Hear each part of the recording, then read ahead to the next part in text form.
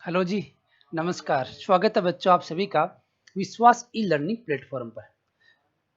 आज हम अध्ययन करने वाले हैं life cycle of ascaris lumbricoides.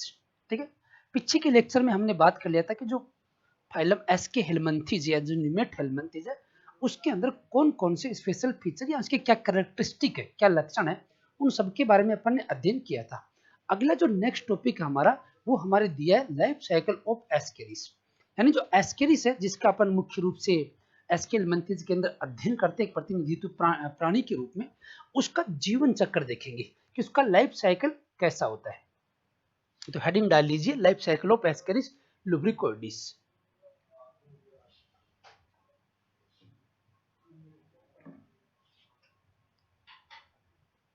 Ascaris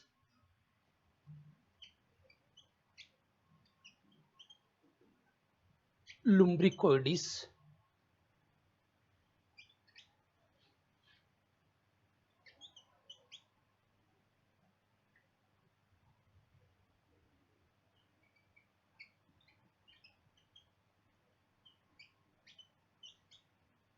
का जीवन चक्र है।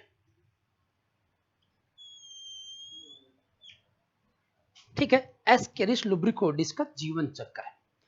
देखेंगे जीवन चक्र। सबसे पहले मिलता कहां पर एस्केरिस। ठीक है, एस्केरिस होता है ये मुख्य रूप से मनुष्य का एक एंडोपैरासाइट है। ह्यूमन की जो स्मॉल इंटेस्टाइन है, छोटी आंत्र, उसके अंदर ये मिलता है। बॉडी के अंदर मिल रहा है, इसका मतलब क्या है, ये एंडोपैरासाइट है ये। तो पहला पॉइंट ये लिख लीजिए, ये है मनुष्य की small intestine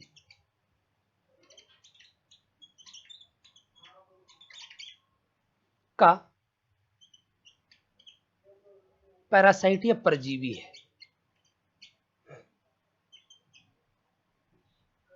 parasite of small intestine of human, मनुष्य के अंदर मिलता है, एंडोपैरासाइट नेचर का है। अब हम देखेंगे इसका जीवन चक्र कहां से अपने लाइफ की शुरुआत करता है, कहां रहता है और किस हिसाब से अपने पूरे जीवन के चक्र को संपादित करता है। तो एस्केरिस जो होता है ये एक पोषदीय होता है, मोनोजेनेटिक, यानी कि ये अपना लाइफ साइकिल एक ही होस्ट के अंदर कंप्लीट करता है। हमने पीछे के लेक्चर में बात की थी टीनिया सोलियम के बारे में। वो क्या था, डाइजेनेटिक था, द्विपोषदीय था, यानी दो होस्ट के अंदर वो अपनी लाइफ साइकिल को कंप्लीट कर रहा था। इसमें एक ह्यूमन था और एक सुअर था। लेकिन ये क्या होता है, मोनोजेनेटिक होता है, एक पोषदीय होता है।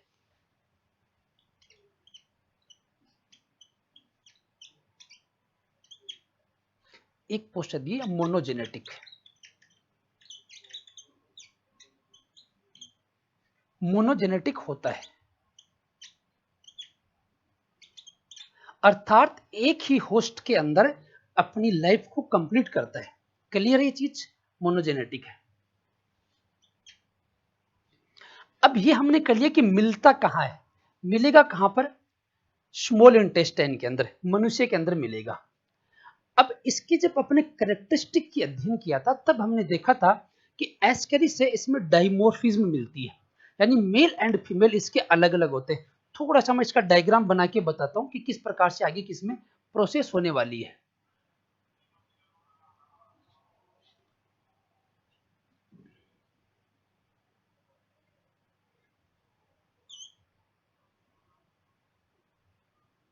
इस प्रकार से मेल होता है, पीछे से भाग इसका कोल्ड होता है।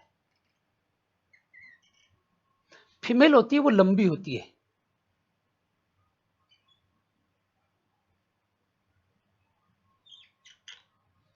अब इसका जो ये भाग होता है, यहां पर इसका क्लोएका होता है,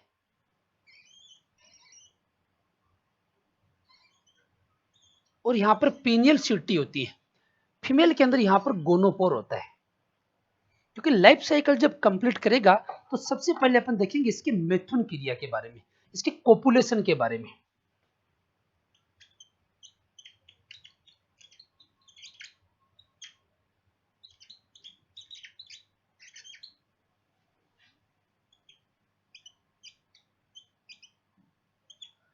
अब ये देखेंगे कि मनुष्य की स्मॉल इंटेस्टाइन के अंदर है।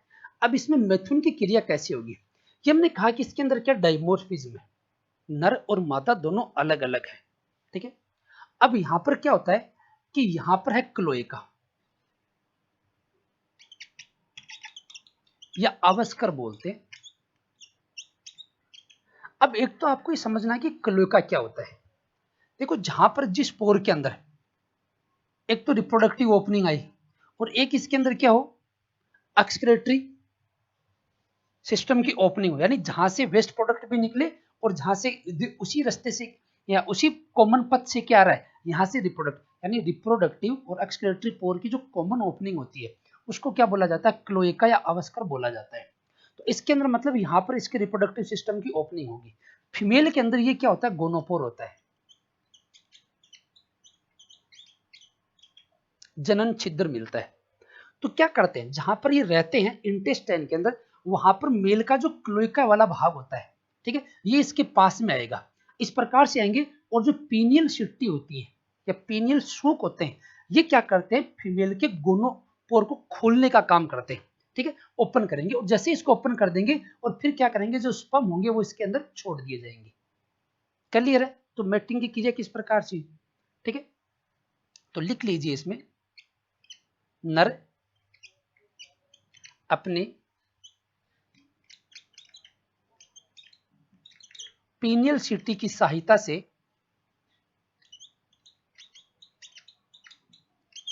पेनियल सिटी की सहायता से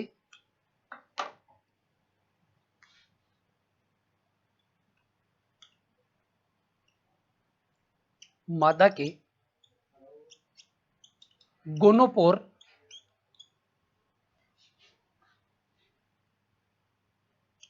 गोनोपोर को खोलता है तथा उसमें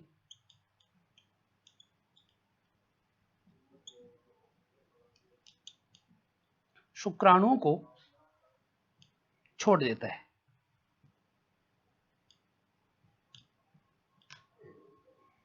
समझ गए जी कैसे होगा? ठीक है, तो सबसे पहला काम हुआ मिथुन क्रिया, तभी आगे फर्टिलाइजेशन होगा और फिर उसकी लाइफ वो स्टार्ट हो पाएगी। तो ये बात समझ में आ गई, अपने पीनियल सिटी की सहायता से मादा के गोनोपोर को ओपन करेगा और उसमें शुक्राणु को छोड़ देगा। अब शुक्राणु चले गए अंदर। अब इनमें निषेचन की प्रक्रिया कहां होने वाली है? अब जो फीमेल होता है, फीमेल के रिप्रोडक्टिव सिस्टम के अंदर, थोड़ा सा मैं बना देता हूं बॉडी का आपको, ये जैसे फीमेल की बॉडी है, थोड़ा समझने के लिए बड़ा बना रहा हूं मैं। यहां से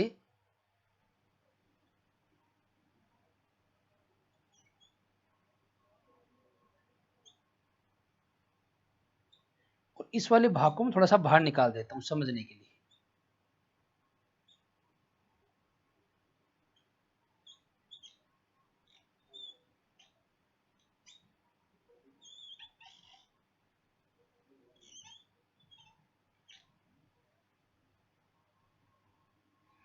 ऐसी कुछ स्ट्रक्चर है, ये इसकी होती है वेजाइना।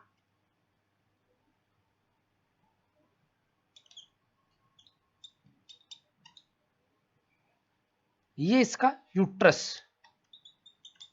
गर्भाशय, गर्भाशय के बाद का पार्ट क्या था, ओविडक्ट। ये आगे इसकी ओविडक्ट और ये आगे इसकी ओवरी। ये अंडाशय, धागे नुमा संरचना एक प्रकार से, ठीक है, जो इसके अंदर इस प्रकार से, ये वैसे क्या होता है, यूट्रस के ऊपर लिपटी रहती है। यहां से अपन ने एक को ओपन करके अलग बना दिया। अब इसके सामने, ये यहां से गोनोपोर के सामने है, इसने अपने स्पर्म छोड़े और ये आ जाएंगे कहां पर, गर्भाशय के अंदर या यूट्रस के अंदर। ठीक है, और यहीं आने के बाद में इसका क्या होता है, फर्टिलाइजेशन की प्रक्रिया इसके अंदर हो जाती है। अगली हेडिंग लिख लीजिए, निषेचन।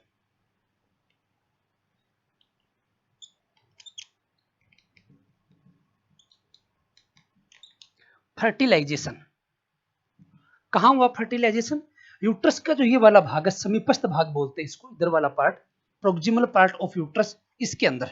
ठीक है, यूट्रस के समीपस्थ भाग में निषेचन की क्रिया होती है। और निषेचन का मतलब क्या है, यहाँ से जो शुक्राणु आए, यहाँ इसकी ओवरी है, इसके अंदर फीमेल गेमेट बना, वो यहाँ आ जाएगा, दोनों का यहाँ क्या हो जाएगा, फ्यूजन हो जाएगा, मिलन हो जाएगा, संलयन हो जाएगा, उसी को क्या बोल देते हैं, निषेचन बोल देते हैं। ठीक है, तो अगला पॉइंट इसके अंदर ये लिखिए, निषेचन गर्भाशय या यूट्रस के समीपस्थ भाग में प्रोक्सिमल पार्ट ऑफ यूट्रस, समीपस्थ भाग में संपन्न होता है।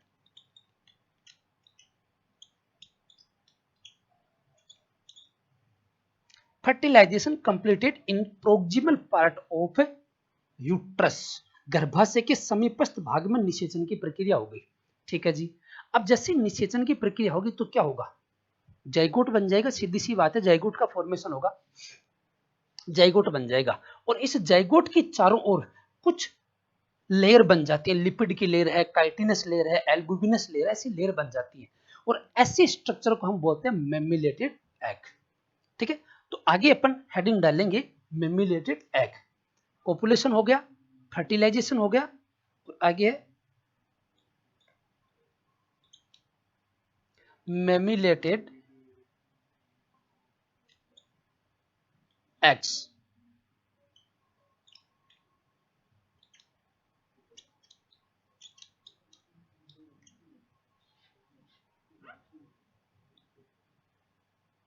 मेमिलेटेड अंडे,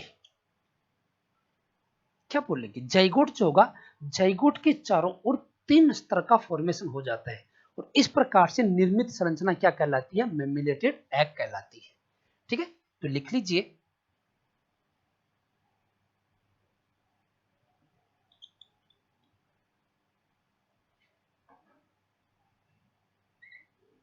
निषेचित अंड बोल दीजिए, फर्टिलाइज्ड एग या जाइगोट, जाइगोट के चारों ओर 3 स्तर, 3 स्तर कौन कौन से होंगे, lipid layer,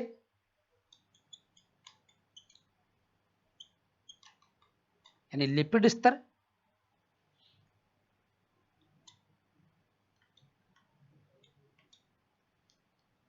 chitinous layer and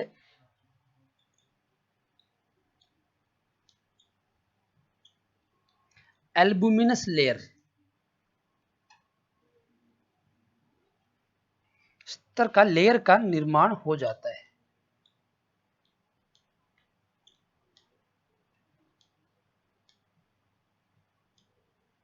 समझे, फर्टिलाइजेशन हुआ, जाइगोट बना, जैसे जाइगोट, यहां पर फर्टिलाइजेशन होगा, जाइगोट बन गया, मेल और फीमेल गेमेट का फ्यूजन। अब इसके चारों ओर 3 लेयर बन जाएंगी, ये लो जी, 1 2 और ये 3। ठीक है, इस प्रकार से 3 लेयर बन गई। और ऐसी संरचना को अपन क्या बोल देंगे, ऐसी संरचना मेमिलेटेड एग कहलाती है।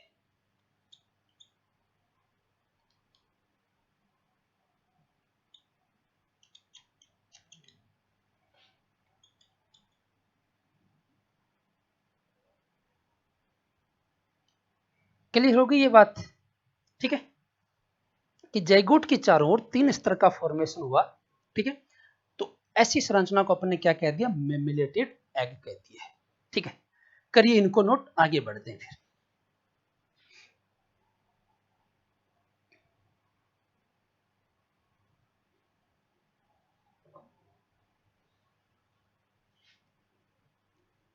ठीक है, चलो आगे बढ़ते हैं।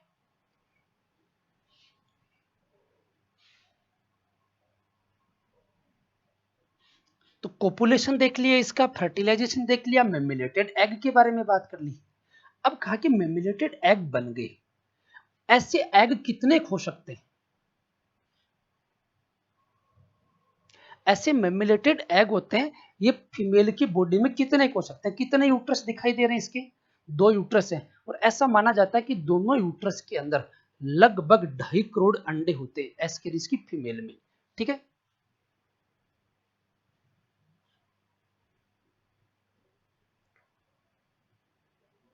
यानी मादा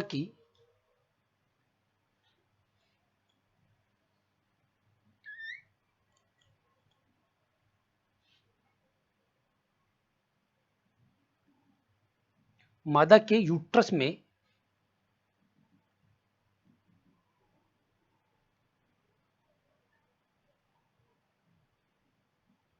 लगभग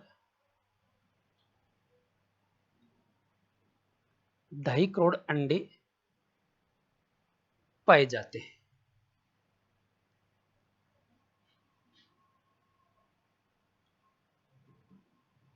ऑलमोस्ट 2.5 मिल सकता है, कई जगह आपको डाटा 3 करोड़ मिल सकता है। ठीक है, अब ये चीज मैंने क्यों लिखी है, आपके कहीं ना कहीं समझने में काम आएगी। आगे हम पढ़ेंगे पैरासाइटिक अडेप्टेशन, यानी इनके अडेप्टेशन देखेंगे एस्केरिस लुब्रिकोइडिस का क्या अनुकूलन है पैरासाइटिक। तो उस समय हम बात करते हैं कि इनका रिप्रोडक्टिव सिस्टम होता है वो डेवलप्ड होता है। डेवलप्ड होता है इसका मतलब हाई मात्रा में रिप्रोडक्शन करेंगे, इसीलिए क्या होते हैं, अंडे पाए जाते हैं। और ये अंडे क्या करते हैं, मल के साथ, क्योंकि ये प्रक्रिया कहाँ चल रही थी, यहाँ तक का काम ये कहाँ मिलता है, ह्यूमन के इंटेस्टाइन में। मनुष्य का एंडोपेरासाइट है अंतःपर्जी, तो उसके अंदर चल रहा था। ठीक है, तो ये काम तब तक चल रहा था, और यही क्या करेगा, यही अंडे मल के साथ में क्या होते हैं, बाहर निकलते रहते हैं।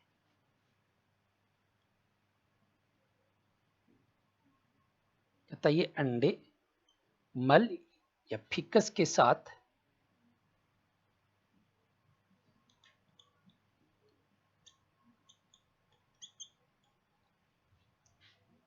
बाहर निकलते रहते हैं।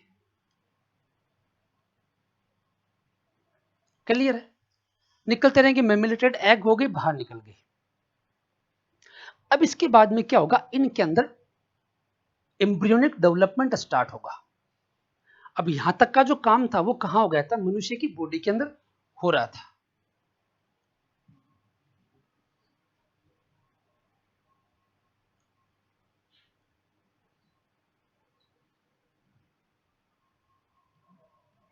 यानी कि ऐसे समझ लीजिए, ये ह्यूमन मानव, और मानव की ये स्मॉल इंटेस्टाइन आंत, और इस आंत के अंदर क्या मिल रहा है, एस्केरिस मिल रहा है। यहां पर क्या है, एस्केरिस है। अब यहीं पर इनके अंदर क्या हुआ, आंत के अंदर यहीं पर इसमें क्या हुआ, सबसे पहले क्या देखा, कोपुलेशन हुआ इसके अंदर, कोपुलेशन हो गया, यानी मेटिंग की प्रक्रिया, मेथनी क्रिया हो गई। इसके बाद में क्या हो गया, फर्टिलाइजेशन हो गया।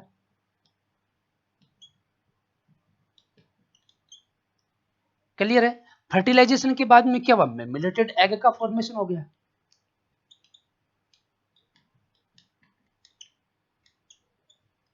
मेमिलेटेड एग का फॉर्मेशन हो गया, और ये एग कहां से, एलिमेंट्री कैनाल से कहां गए, मल के साथ बाहर।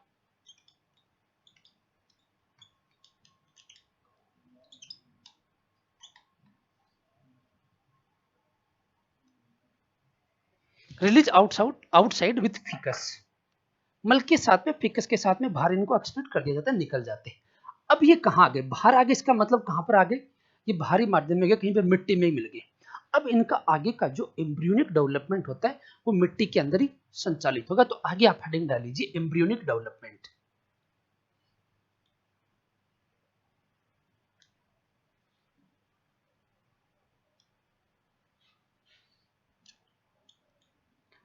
एम्ब्रियोनिक डेवलपमेंट या भ्रूणीय परिवर्धन,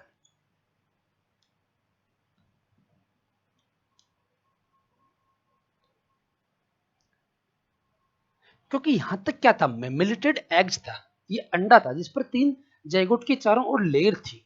इसका मतलब प्रोटेक्ट तो है, वो बाहर लेयर है, उससे उसको प्रोटेक्शन मिल रही है बाहरी माध्यम में। अब ये बाहर आ गया, इसका मतलब परिवर्तन कहां स्टार्ट होगा, तो हम लिखेंगे कि डेवलपमेंट या परिवर्तन मानव शरीर के बाहर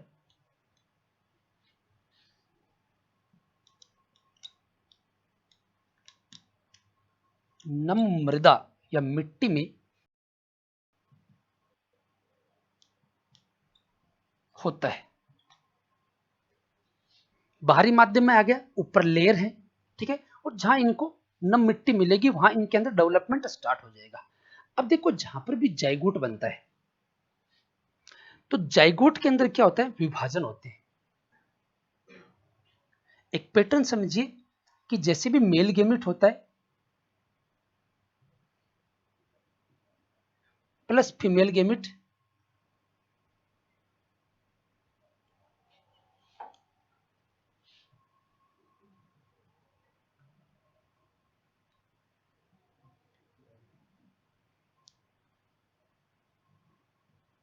प्लस फीमेल गेमिट, इन दोनों का जो फ्यूजन होता है, मिलना होता है, उसको हम क्या बोलते हैं, फर्टिलाइजेशन। जो प्रक्रिया हो चुकी है और फर्टिलाइजेशन से जो दोनों के मिलने से संरचना बनेगी, इसको हम क्या बोलेंगे बेटा, जाइगोट बोलेंगे। क्लियर है, इतनी चीजें आप पढ़ चुके हैं, ठीक है, जाइगोट। अब इस जाइगोट के अंदर जो डिवीजन होते हैं, इन्हीं डिवीजन को हम क्या बोलते हैं, क्लीवेज। क्लीवेज या क्या बोलेंगे हिंदी में, विदलन। अब जाइगोट में विदलन होंगे, पहले एक सेल होता है, फिर डिवीजन हुआ, दो बनी, दो से चार बनी, आठ बनी, इस प्रकार से सेल बनती चली जाएंगी। अब इसका जो क्लीवेज होता है वो कैसा होता है, वो स्पाइरल टाइप का होता है, सर्पिल प्रकार का होता है, निर्धारी होता है, ठीक है, और होलोब्लास्टिक होता है, पूर्णभंजी होता है। समझेंगे, तीनों को लिख लेते हैं।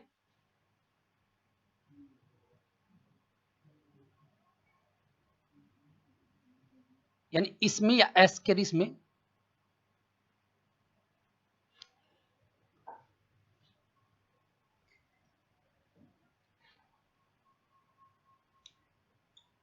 जाइगोट में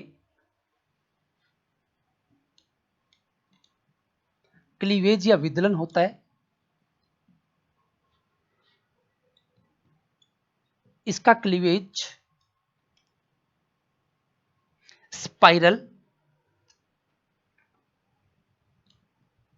पैटर्न होता है, किस प्रकार से सेल्स घूम जाती है उसको बोलते हैं स्पाइरल। सर्पिल, डिटर्मिनेंट यानी निर्धारी,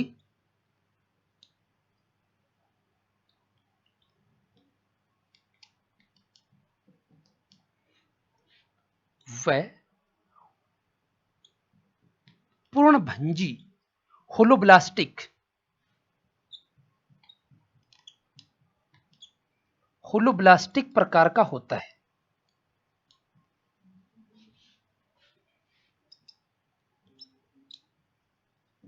समझे, समझते हैं क्या मतलब है।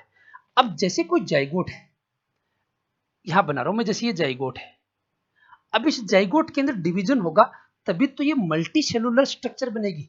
हम क्या पढ़ रहे हैं, फाइलम, एस्केलमंथीज या निमेट हेलमंथीज के मेंबर की स्टडी कर रहे हैं, और यहां तक आते आते प्राणी क्या मल्टी सेलुलर है। अब जाइगोट तो एक कोशिका की संरचना है, मल्टी सेलुलर कैसे बनेगा, डिवीजन से। ये डिवीजन हो गया, इसको हमने क्या कहा, क्लीवेज। अब इस क्लीवेज का पैटर्न होता है, वो पैटर्न कैसा, स्पाइरल प्रकार का है। निर्धारी, निर्धारी का मतलब शुरुआती अवस्था में जो कोशिकाएं बनती है, ठीक है, उन कोशिकाओं को, अब मान लीजिए कोशिकाएं बनी और इस कोशिका को हमने रिमूव कर दिया, हटा दिया, तो इसके अंदर कोई ना कोई अंग की क्या हो जाएगी, कमी हो जाएगी। इसका मतलब क्या है, यहां कोशिका का या सेल का भविष्य निर्धारित हो चुका है। इस प्रकार के क्लीवेज को बोलते हैं निर्धारी। और जहां सेल का शुरुआती अवस्था में फ्यूचर डिसाइड नहीं होता, यानी एक पार्ट को हटा भी दे तो इसके किसी ऑर्गन पर इफेक्ट नहीं पड़ेगा, ठीक है, उसको बोलते हैं अनिर्धारी या इनडिटरमिनेट क्लीवेज। ठीक है, ये तो इनका फ्यूचर कैसा है उसके आधार पर होता है निर्धारी और अनिर्धारी। तो इसमें कैसा है, निर्धारी है, ठीक है। अब डिवीजन किस तरीके से हो रहा है उसको समझिए। अब मान लिया ये जाइगोट है, इसमें मैं कहूं कि विभाजन इस तरीके से हो रहा है, यानी क्लीवेज पूरे एग को दो इक्वल पार्ट में डिवाइड कर रही है। इसको बोला जाता है होलोब्लास्टिक या पूर्ण भंजी, मतलब पूर्ण विभाजन होता है जब जाइगोट के अंदर, तो उसको बोला जाता है होलोब्लास्टिक। दूसरी कंडीशन ये बन सकती है, बोले साहब ये जाइगोट है, अब पूरा विभाजन नहीं हुआ, किसी एक पार्ट का विभाजन हुआ, डिवीजन हुआ, इसको बोलेंगे मीरोब्लास्टिक क्लीवेज या अंश भंजी विदलन, ठीक है। लेकिन इसमें क्या होता है, दो इक्वल सेल बनती है, ठीक है, फिर डिवीजन होगा, फिर इक्वल सेल बनेगी। इस प्रकार का जो क्लीवेज होता है उसको बोलते हैं बेटा होलोब्लास्टिक, ठीक है। तो स्पाइरल प्रकार का है, डिटर्मिनेंट है, सेल का फ्यूचर होता है, वो निर्धारित हो जाता है और डिवीजन होगा तो इक्वल टाइप की सेल बनेगी। ठीक है। होलोब्लास्टिक, अब होलोब्लास्टिक भी आगे चलकर दो प्रकार का होता है, इक्वल होलोब्लास्टिक, अनइक्वल होलोब्लास्टिक। और अंडे के किसी अंश में, किसी भाग में ही डिवीजन होता है तो उसको अपन क्या बोल देते हैं, अंश भंजी विदलन बोल देते हैं। यहां ध्यान रखिए कि ये क्या होता है, होलोब्लास्टिक टाइप का होता है। तो अब इसके अंदर विदलन हो गया, क्लीवेज हो गया। अब विदलन के बाद में आगे की स्टेज क्या आती है, आगे की स्टेज आती है ब्लास्टूला, क्योंकि सेल बनेगी, डिवीजन होगा, डिवीजन होगा, सेल बनेगी। जैसे मैं बना देता हूं यहां पर, जैसे ये स्टेज बनी,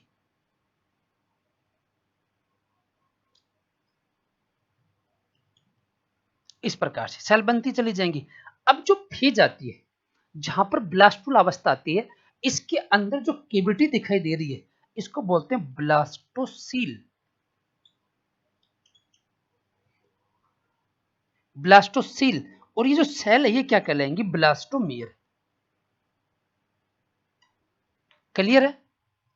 ब्लास्टूला के अंदर, इसके अंदर क्लियर ब्लास्टोसील केविटी मिलेगी एंड ब्लास्टोमियर सेल मिलेंगी। इन सेल का नंबर भी इसमें फिक्स होता है, कितनी कोशिकाएं बन जाती है, 16 कोशिकाएं बन जाती हैं। तो अगला पॉइंट हम लिखेंगे, इसके ब्लास्टूला में स्पष्ट ब्लास्टोसील, ब्लास्टूला अवस्था में मिलने वाली सील या सिलोप या गुहा, उसको बोलेंगे ब्लास्टोसील। स्पष्ट ब्लास्टोसील पाई जाती है,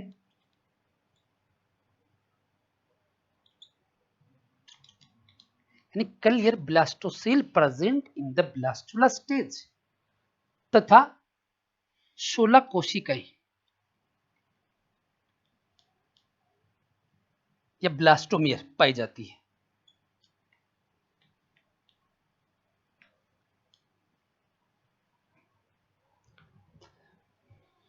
अब देखो ये काम कहां कहां हो रहा है, यहां से क्या बन गया था, जाइगोट के बाद में मेमिलेटेड एग हो गया था। अब जो मेमिलेटेड एग था उसके अंदर ये काम चल रहा है, ठीक है, उसी मेमिलेटेड एग के अंदर ही अंदर चल रहा है। और अंदर ही अंदर क्या हो गया, क्लीवेज हो गया, क्लीवेज हो गया और ब्लास्टूला बन गया। लेकिन हो कहां रहा है, क्योंकि मेमिलेटेड एग कहां आ गए थे, बाहर आ गए थे। अब ब्लास्टोसील, ब्लास्टोसील के आगे वाले स्टेज क्या आती है, आगे वाली स्टेज आती है बेटा गेस्टूला। ये पैटर्न डेवलपमेंट में अपन पढ़ते हैं, फर्टिलाइजेशन, जाइगोट, क्लीवेज, ब्लास्टूला, गेस्टूला। और गेस्टूला के बाद में क्या होते हैं, जर्मिनल लेयर बनते हैं, जनन स्तर बनते हैं। सोचिए इसके अंदर, एस्केरिस के अंदर कितने जनन स्तर बनते हैं, क्योंकि एस्केरिस हम अध्ययन कर रहे हैं निमेटहेलमिन्थेज की।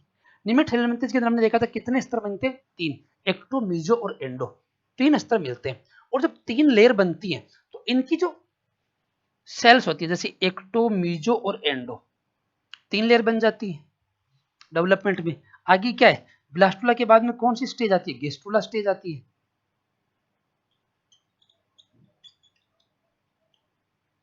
गेस्टूला अवस्था आएगी। अब यहां पर क्या करेंगी, गेस्टूला के अंदर या तो सेल क्या करेंगी, बाहर की तरफ से आएंगी, जैसे सर्कुलर स्टेज है, बाहर की तरफ से आएंगी, ऐसी प्रक्रिया को बोलते हैं एपीबोली। और सेल अंदर की तरफ मूव करती हैं, उसको बोलते हैं एम्बोली। तो दोनों ही प्रक्रियाएं होती है, एपीबोली और एम्बोली बोली के द्वारा यहाँ पर गेस्टुला फेज है वो कंप्लीट होती है और यहाँ से एक नई स्टेज का निर्माण और हो जाता है। पहले इसको आप नोट करिए, इसके बाद में अपन आगे बढ़ते हैं।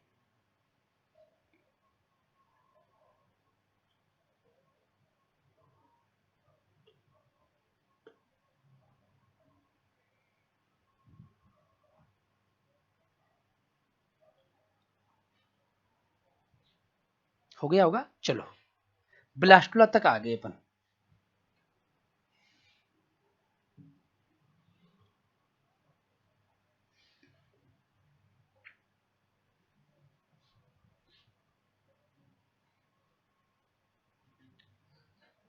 चलो इसको भी मिटा लेते हैं यहां से।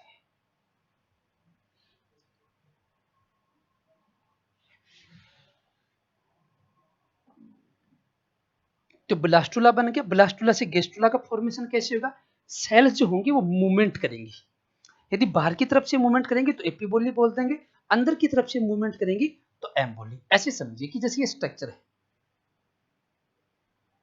ये सेल है, यदि ऐसे सेल बाहर की तरफ से आती हैं और बाहर की तरफ से ऐसे लेयर बनाती हैं, तो एक से देखो 2 लेयर बन गई, ठीक है, इसको बोलेंगे एपीबोली। और जब सेल अंदर की तरफ मूव करती है, अंदर की तरफ चलती है, अंदर की तरफ लेयर बनाती है, ऐसी प्रक्रिया को बोलते हैं एम्बोली।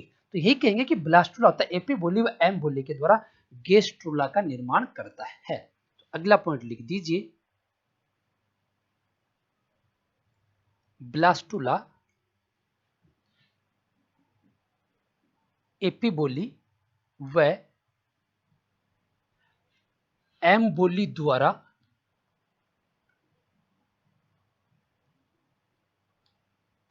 गेस्ट्रुला का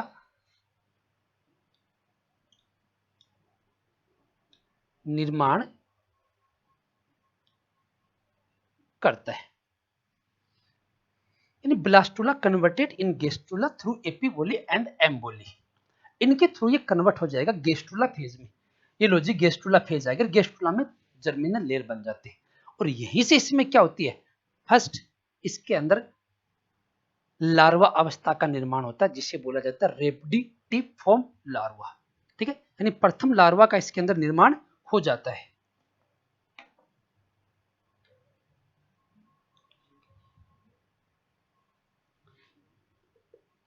अब देखो क्या हुआ था, यहां से क्लीवेज स्टार्ट हुआ था, विदलन हुआ था, विदलन से ब्लास्टुला गेस्ट्रुला, इस प्रक्रिया में कितना वक्त लगता है, ठीक है, यानी यहां पर लगभग ऐसा मानता है कि 10 से 14 दिन का समय लगता है और 10 से 14 दिन में विदलन के बाद में यहाँ गेस्ट्रुला से क्या बन जाएगा, प्रथम लार्वा बन जाता है, जिसको बोलते हैं रेप्टिफॉर्म लार्वा। तो ये लिखेंगे अपन अगला पॉइंट कि विदलन के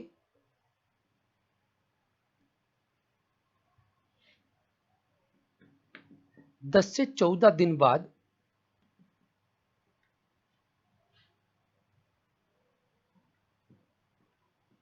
प्रथम लार्वा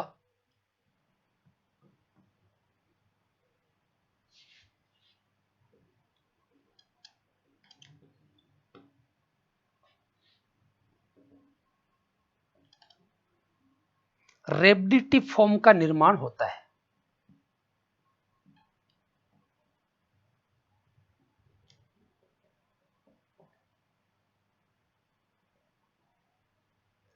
प्रथम लार्वा रेप्टिफॉर्म, लार्वा का नाम रखिए इसके लार्वा का नाम क्या, रेप्टिफॉर्म लार्वा।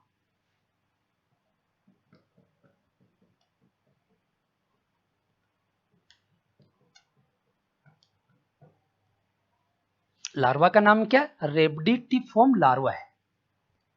कहाँ अभी भी ये उसी एग के अंदर है, जो कवच थे उस कवच के अंदर ही ये काम चल रहा है। क्लीवेज हो गया, ब्लास्टुला बन गया, गेस्टुला बन गया और गेस्टुला से क्या बन गया, इसके अंदर प्रथम लार्वा के अंदर ये कन्वर्ट हो गया, ठीक है। तो लार्वा का नाम है वो आप नोट कर लें, अंडरलाइन कर लें, ये काफी इंपॉर्टेंट है।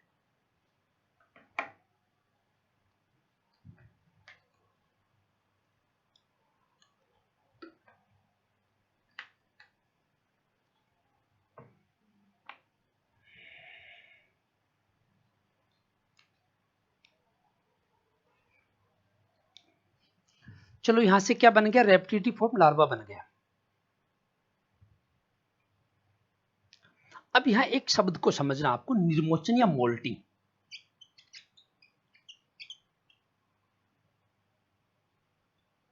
निर्मोचन या मोल्टिंग क्या होता है, देखो मोल्टिंग एक प्रोसेस है जिसके थ्रू बॉडी के ऊपर का जो नॉन लिविंग पार्ट होता है उसको अठा दिया जाता है, ठीक है। समय समय पर ऊपर का लेयर होता है वो हटता चला जाता है। सरप में देखा होगा आपने कि सरप समय समय पर अपने बॉडी के ऊपर के जो नॉन लिविंग पार्ट है उसको अठाता रहता है, उस प्रक्रिया को बोलते हैं मोल्टिंग। अब ये जो प्रथम लार्वा है रेप्टिफॉर्म, इसमें मोल्टिंग होती है। यहाँ एक इंपॉर्टेंट चीज और है कि एस्केरिस के अंदर देखेंगे कुछ 4 मोल्टिंग होंगी, ठीक है।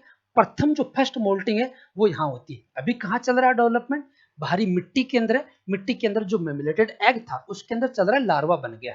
अभी जो फर्स्ट लार्वा होता है ये संक्रामक अवस्था नहीं होती है, इसका संक्रमण नहीं होता है, यानी लार्वा में क्या होता है, प्रथम निर्मोचन या फर्स्ट मोल्टिंग होगी, जिससे इसमें क्या बनेगी, सेकंड अवस्था बनेगी। भाई यहां से ऐसे समझ लीजिए,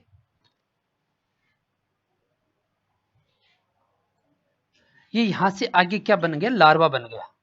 ये अंदर जो इसकी लेयर थी उसके अंदर ये मौजूद है, और ये अंदर डेवलपमेंट चल रहा है, ये एम्ब्रियो का डेवलपमेंट चल रहा है, और ये लार्वल फेज में आ गया, लेकिन है कभी अभी उसी मेमिलेटेड एग के अंदर है। अब इसके जो ऊपर की जो स्तर होती है, ऊपर की जो सेल होती है, वो धीरे धीरे रिमूव कर दी जाती है, यानी the process removal, the process of removal non living cells या नॉन लिविंग पार्ट, यानी अजीविक पार्ट को या नॉन लिविंग पार्ट को हटाएंगे, उसको बोलेंगे मोल्टिंग। क्योंकि जब सेल ऊपर वाली डेड हो जाती है तो फिर अंदर की ग्रोथ नहीं हो सकती, इसलिए क्या होता है, उस पार्ट को समय समय पर हटाया जाता है, उसको बोलते हैं मोल्टिंग। तो इसमें क्या होगा, प्रथम मोल्टिंग की प्रक्रिया होती है। अब इसमें प्रथम मोल्टिंग होगी, पार्ट हट जाएगा, इसके बाद में जो दोबारा हमें क्या मिलेगी, आगे जो अवस्था मिलेगी उसको क्या बोल देंगे अपन, सेकंड द्वितीय अवस्था या द्वितीय तरुण, यानी सेकंड जुवेलाइन का निर्माण होता है। तो ये लिखें, लार्वा में प्रथम निर्मोचन या मोल्टिंग से, प्रथम निर्मोचन से द्वितीय अवस्था या द्वितीय तरुण बोल दीजिए, तरुण का मतलब समझ गए होंगे आप, यंग अवस्था, तरुण यानी सेकंड जुवेलाइन,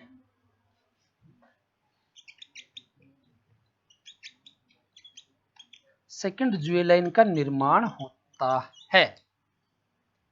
फर्स्ट मोल्टिंग हुई तो क्या बना, यहां पर पहले एक स्टेज तो थी, दूसरी अब क्या बन गया, सेकंड जुवेलाइन का निर्माण हो गया। तो ये आपको देखना, बोले इस पे फर्स्ट मोल्टिंग, प्रथम निर्मोचन यहां लिख देता हूं, फर्स्ट मोल्टिंग कहां हो रही है, जहां पर इसका डेवलपमेंट चल रहा था, कहां पर, मिट्टी के अंदर, भारी माध्यम में मिट्टी के अंदर ये काम चल रहा है अभी तक ये। क्योंकि यहां से अपने को पता था कि मेमिलेटेड एग है, ये बाहर निकल गया था, मेमिलेटेड एग के अंदर ही क्या हुआ, इसका क्लीवेज हुआ, ब्लास्टुला बना, गेस्टुला बना, रेप्टिटिफॉर्म लार्वा में कन्वर्ट हो गया, और रेप्टिटिफॉर्म लार्वा है उसमें मोल्टिंग हुई, निर्मोचन हुआ, तो क्या बन गया, द्वितीय या सेकंड तरुण है या ज्वेलाइन है, उसका निर्माण हो जाता है। ठीक है, इसको नोट करिए, आगे की बात को देखते हैं बाद में।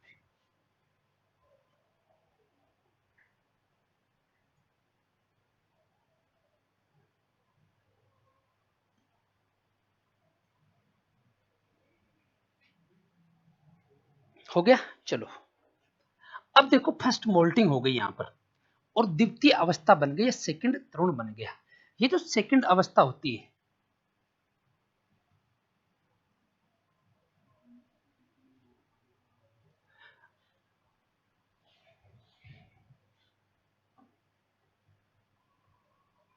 ये सेकंड अवस्था नए होस्ट के लिए संक्रामक अवस्था होती है। फर्स्ट जो लार्वा था, रेप्टिटिफॉर्म लार्वा की हमने बात की थी, वो संक्रामक नहीं था, इन्फेक्शन नहीं कर रहा था, अभी सेकंड में कन्वर्ट हो गया। ठीक है, अभी जो सेकंड अवस्था होती है, इसी से किसी नए होस्ट को क्या होता है, संक्रमण होता है। तो अगला पॉइंट लिख देता हूं,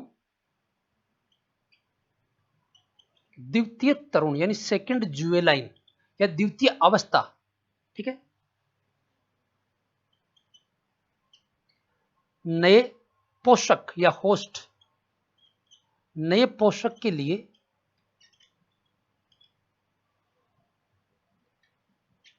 इन्फेक्टिव या संक्रामक होती है, संक्रामक होता है ऐसे। अब देखिए, एक तो कवच था, कवच के अंदर ही क्या बन गई, सेकंड अवस्था बन गई। तो एक प्रकार से कहेंगे कि एम्ब्रियो है, और एम्ब्रियो के ऊपर क्या है, कवच है एक। तो ऐसी संरचना को अपन क्या कह सकते हैं, अंडे सहित ऐसी संरचना को बोला जाता है एम्ब्रियोनेटेड एग।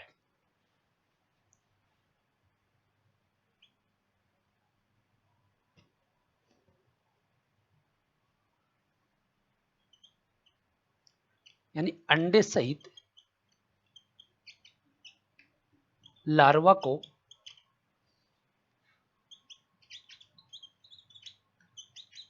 एम्ब्रियोनेटेड एग्स कहा जाता है।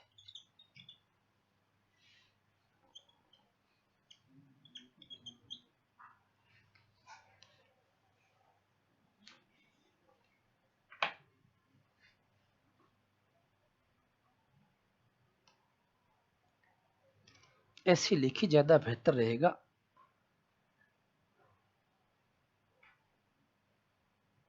लार्वा सहित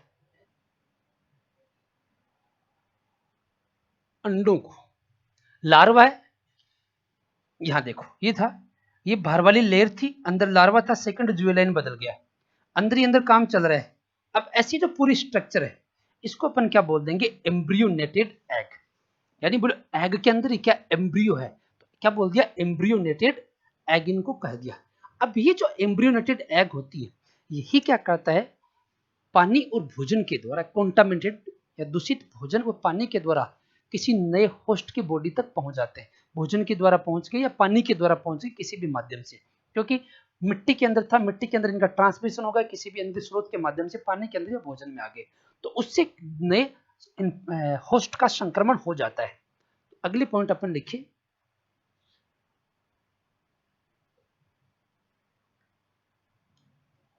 ये एम्ब्रियोनेटेड एग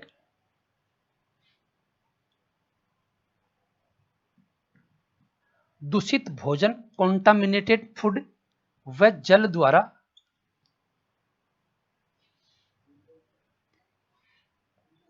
दूषित भोजन व जल द्वारा मनुष्य के शरीर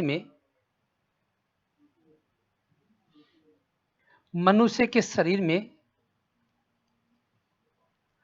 प्रवेश कर जाते हैं।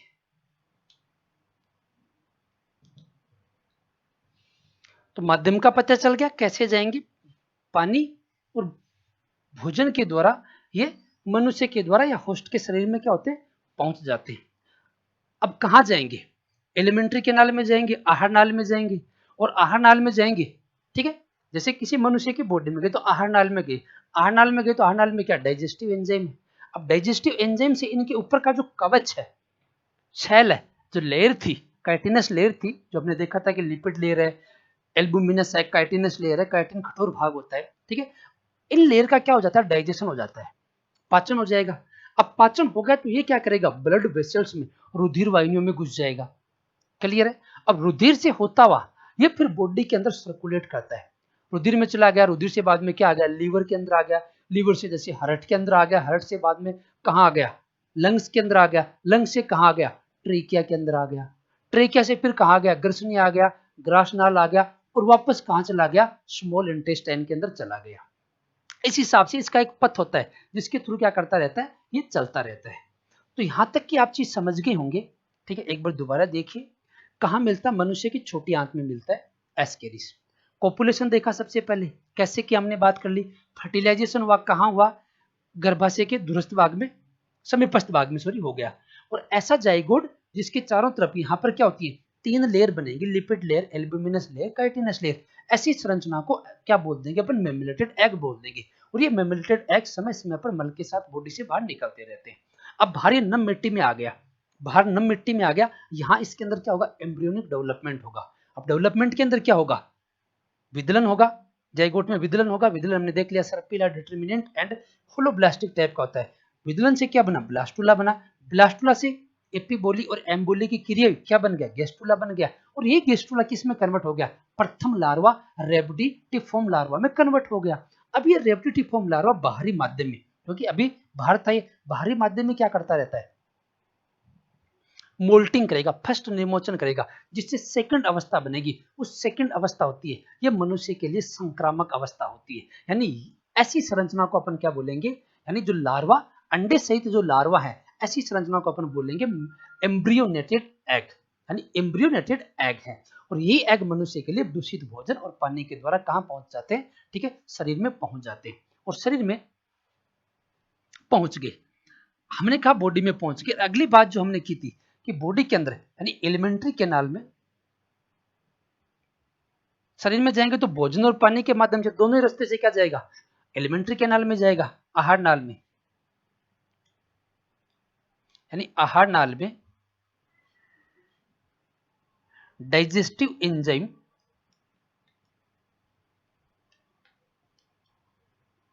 या पाचक एंजाइम से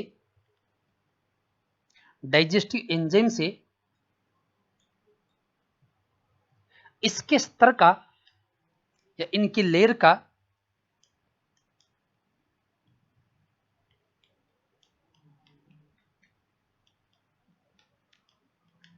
डाइजेशन हो जाता है। लेयर का डाइजेशन हो गया, लार्वा क्या हो गया, जो सेकंड अवस्था थी, सेकंड ज्वेलाइन जिसको अपने कहा था, ठीक है, क्योंकि मेम्ब्रेनेटेड एग के अंदर क्या थी, सेकंड ज्वेलाइन या द्वितीय तृण था, ये क्या हो जाता है, फ्री हो जाता है, तथा लार्वा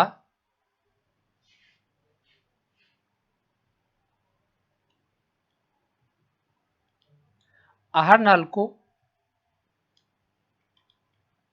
भेद कर, क्योंकि अब ये क्या करेगा, अब देखो इनके लार्वाओं में क्या होती है, पेनिट्रेशन ग्लैंड होती है, भेदक ग्रंथियां, और वो क्या करती है, टिश्यू को भेद कर अंदर घुस जाती हैं। अब ये तो एलिमेंट्री कैनाल का भाग था, जैसे खोखला पार्ट है, अब ये अंदर आ गया, यहाँ डाइजेस्टिव एंजाइम से ऊपर की लेयर हट गई, तो लार्वा जो अंदर था, सेकंड अवस्था थी, वो फ्री हो गई, कहाँ घुस गई, ब्लड के अंदर घुस गई, ब्लड से फिर वो सर्कुलेट होती है। तो आहार नाल को भेद कर रुधिर वाहिनियों यानी ब्लड वेसल्स में प्रवेश कर जाता है।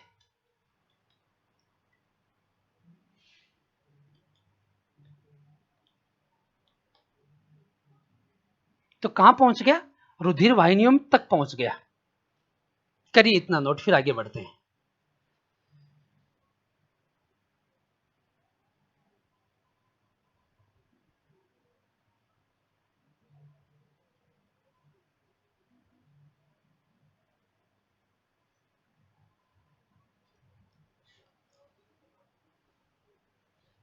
चलो आगे बढ़ते हैं।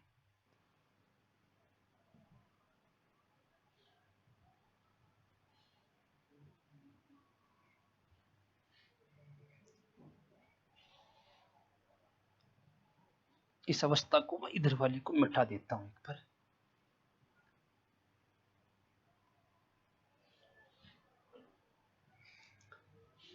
अब देखो जी, थोड़ा सा अपन यहां से समझते हैं, यहां वाली प्रक्रिया थी, यहां से क्या बन गया था, इसके अंदर बाहर आ गए, इसी के अंदर क्या बन गया था, लार्वा बन गया था।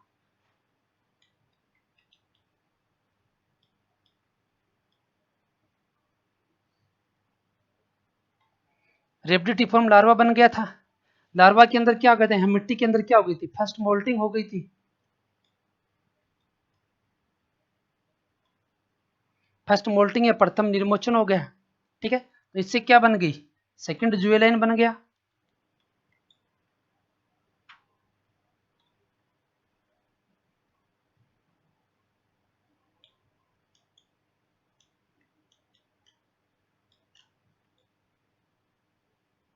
द्वितीय अवस्था बन गई थी, और ऐसी जो स्ट्रक्चर थी उसको अपन ने क्या कहा था, एम्ब्रियोनेटेड एग कहा गया था।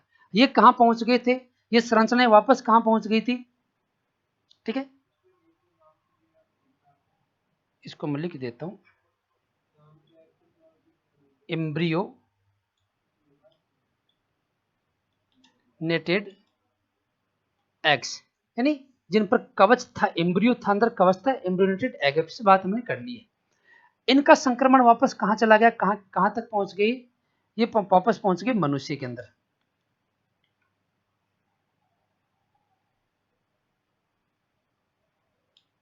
वापस मनुष्य में पहुंचे, कहां पहुंच गए, आहार नाल के अंदर पहुंच गए, और आहार नाल से कहां पहुंच गए, ब्लड वेसल्स के अंदर पहुंच गए, ठीक है, यानी मनुष्य की कहां पहुंच गए, रुधिर वाहिनियों में पहुंच गए।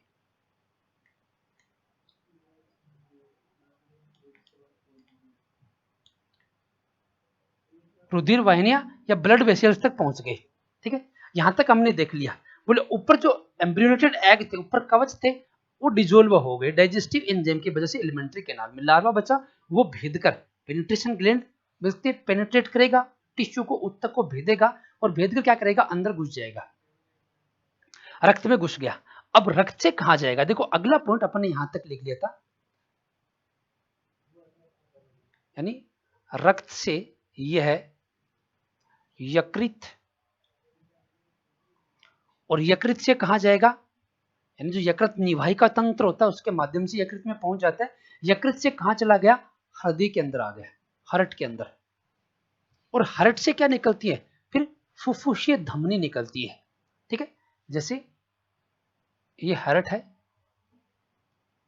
और यहाँ पे पल्मोनरी आर्टरी निकलती है जो कहां जाती है, लंग्स में जाती है। तो इसके माध्यम से क्या करेंगे, ये लंग्स तक यानी फेफड़े तक पहुंच जाते हैं। हृदय, हृदय से कहां पहुंच गए, फेफड़े तक पहुंच गए। कहां आ गए जी, लंग्स में आ गए। किसके लंग्स में आ गए, मनुष्य के लंग्स में। ठीक है, यहां से अब यहां पर क्या होगा, इसमें फर्स्ट एंड सेकंड दो निर्मोचन होते हैं। मैंने कहा था ना कि 4 निर्मोचन होंगे, 4 मोल्टिंग प्रोसेस होंगी। पहली हो गई बाहर मिट्टी के अंदर, ठीक है, जिसे सेकंड ज्वेलाइन बना था। ठीक है, अब जो सेकंड और थर्ड, ठीक है, यकृत, हृदय, फेफड़े, और फेफड़े के अंदर भी क्या होती है, इसके अंदर एल्वियोलाई होती है। ठीक है, फेफड़े में पहुंच जाता है। मैं यहां लिख देता हूं, फेफड़े में, लंग्स तक पहुंच जाता है। ठीक है, इसमें क्या होगा, फेफड़े में या लंग्स में यह फर्स्ट मोल्टिंग हो गई, सेकंड व थर्ड मोल्टिंग या निर्मोचन करता है। छोटे क्वेश्चन बन जाते हैं इन पे कि प्रथम निर्मोचन कहां हुआ, सेकंड निर्मोचन, यानी यहां क्या करेगा, इसके शरीर के ऊपर का जो लेयर है वो अटेगा। मोल्टिंग में यही तो कहता है कि नॉन लिविंग पार्ट को उठाया जाता है। ठीक है, अब यहां पर दो मोल्टिंग इसकी यहां हो जाती है। अब ये लंग्स से क्या करेगा, यह आएगा ट्रीकिया के अंदर, हमारी श्वास नली के अंदर। और श्वास नली से, जैसे यहाँ वाला पाथ होता है श्वास नली, श्वास नली के पास में क्या होती है, फेरिंग्स, ग्रसनी, ग्रसनी से ग्रसिका आमा से वापस कहाँ आ गया, इंटेस्टाइन के अंदर आ गया। ये इसका पथ होता है।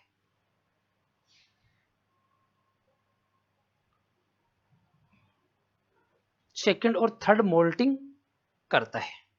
ठीक है, अगला कहाँ है, फेफड़े से या लंग्स से यह ट्रेकिया या श्वास नली,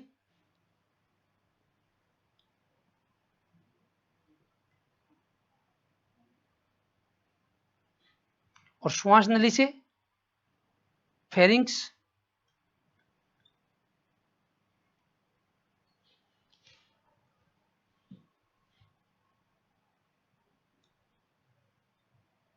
ग्रसनी, ग्रसनी से आगे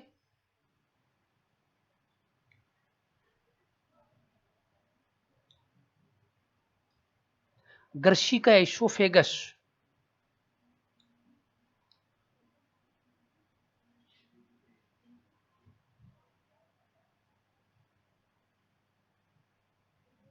एलिमेंट्री कैनाल का पार्ट होता है ग्रसनी, ग्रसिका, ग्रसिका से आमा से, इनसे होता है वापस कहां पहुंच जाता है, वापस आंत में पहुंच जाता है। अभी लाइन आप बना लीजिए, फेफड़े से यह ट्रेकिया श्वास नली तथा श्वास नली से फेरिंग्स, फेरिंग्स से इसोफेगस तथा इसोफेगस से होता हुआ आंत में पहुंच जाता है या इंटेस्टाइन में पहुंच जाता है।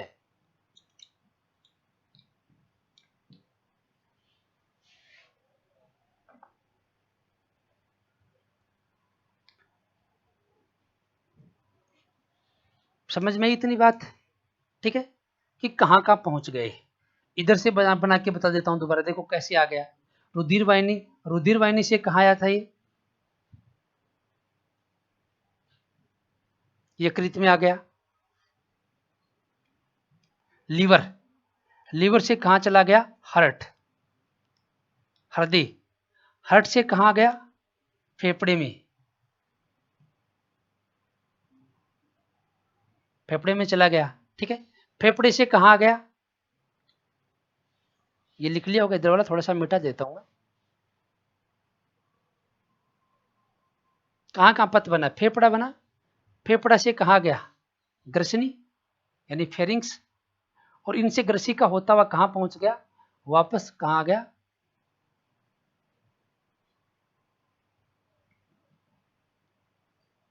आंत्र या इंटेस्टाइन के अंदर एंट्री ले लेता है। हमने शुरू कहां से किया था कि ये मनुष्य की स्मॉल इंटेस्टाइन का क्या होता है, परजीवी या पैरासाइट होता है। अब जरूरी नहीं कि दोबारा उसी मनुष्य में पहुंचे, जैसे यहां पर ये था, इससे फ्री हो गया, लेकिन वापस देखो घूमता कहां तक आ गया, वापस इंटेस्टाइन तक आ गया कि नहीं आ गया, आंत्र तक आ गया वापस। ठीक है, और यहीं पर क्या करता है, ये अडल्ट के अंदर कन्वर्ट हो जाता है। यानी यहां क्या करेगा, एक बार ये एक मोल्टिंग और करता है। कितनी मोल्टिंग हो गई थी यहां तक आते आते, फेफड़े के अंदर हमने देखा था, यहां आने के बाद में 2 मोल्टिंग की कि नहीं की इसने, सेकंड एंड थर्ड मोल्टिंग की प्रोसेस यहां हो जाती है।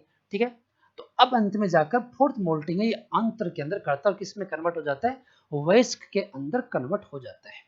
ठीक है, तो बेटा ये प्रक्रम था इसके अंदर, इसकी लाइफ साइकिल का।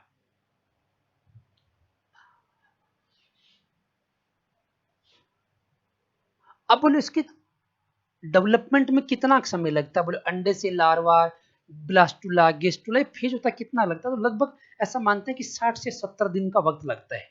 ठीक है, यानी इसका परिवर्धन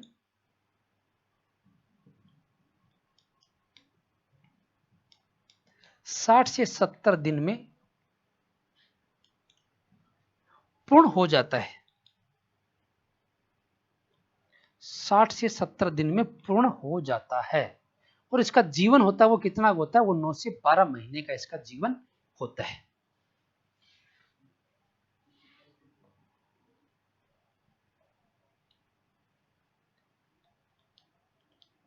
इसका जीवन काल 9 से 12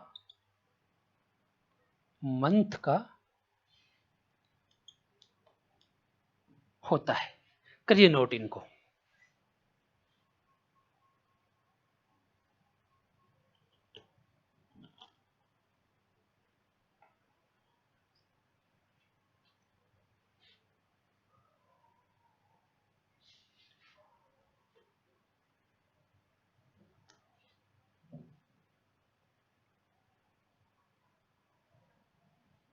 ठीक है, ये था एस्केरिस के लाइफ साइकिल के बारे में, एस्केरिस लुब्रिकोइडिस का जीवन चक्र। ठीक है, बात हमने कर ली कहां से कैसे कैसे चला, 1 मिनट में वापस इसको रिवाइज करते हैं। ठीक है, मनुष्य की आंत का क्या एंडोपेरासाइट है, एस्केरिस।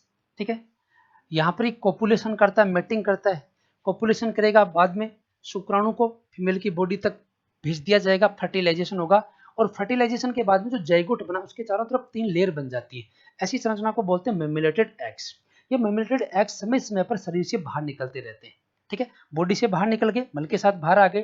ठीक है, अब यहाँ क्या होगा, इसके अंदर परिवर्तन होगा, क्लीवेज होगा, ब्लास्टुला बनेगा, गेस्टुला बनेगा। गेस्टुला से किस में बन जाएगा, रेप्टिटिफोर लार्वा में कन्वर्ट हो जाता है। ये लार्वा संक्रामक नहीं होता है, लेकिन इसमें होगी फर्स्ट मोल्टिंग, निर्मोचन होगा, तो क्या बनेगी, सेकंड अवस्था बनेगी, सेकंड लार्वा बोल दीजिए, सेकंड अवस्था इसकी बनेगी। ये सेकंड अवस्था होती है, इन्हीं को क्या बोला जाता है, एम्ब्रियोनेटेड एग्स बोला जाता है। किसको बोला था एम्ब्रियोनेटेड, बोले लार्वा सहित जो अंडे हैं उनको एम्ब्रियोनेटेड एग। और ये मनुष्य के लिए क्या होती है, संक्रामक अवस्था होती है, एम्ब्रियोनेटेड एग।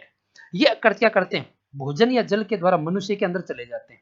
मनुष्य की कहाँ गया, एलिमेंट्री कैनाल में। एलिमेंट्री कैनाल में डाइजेस्टिव एंजाइम होते हैं, वो ऊपर के कवच का डाइजेशन कर देते हैं, डिजोल्व हो जाएंगे, और ये वापस क्या करेगी, उत्तक को भेद कर रुधिर वाहिनियों में प्रवेश कर जाएगा, और रुधिर वाहिनियों से यकृत, यकृत से होता हुआ हृदय, हृदय से फेफड़े में आ जाता है, और फेफड़े में आने के बाद में यहाँ पर सेकंड एंड थर्ड क्या होती है, मोल्टिंग होती है। मतलब और इसके अंदर चेंज आता है और एडवांस बनता है, डेवलप्ड और डेवलप्ड होता है। ठीक है, ग्रसनी में आ गया, क्योंकि श्वास नली से ग्रसनी, ग्रसनी से होता हुआ कहाँ चला गया, वापस, अरे रेस्पिरेटरी ट्रैक में था, रेस्पिरेटरी ट्रैक से वापस किस में घुस गया, भोजन वाले ट्रैक के अंदर घुस गया।